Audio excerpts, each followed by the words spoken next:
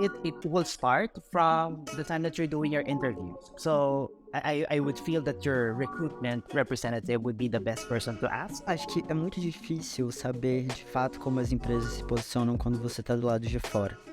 Minha recomendação seria, em primeiro lugar, entender quais são os valores da empresa, se há relatórios de diversidade disponibilizados publicamente. Pues creo yo que es súper importante entender qué es lo que está pasando realmente socialmente en cuanto a los cambios de inclusión. I always make sure that I'm on LinkedIn, right? I love LinkedIn. I make sure that I'm following the company, right?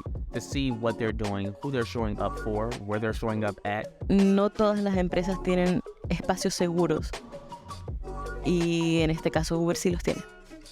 Y es una cosa que a mí desde el minuto uno que yo entré a la empresa, me alegró el saber que ese espacio seguro existe.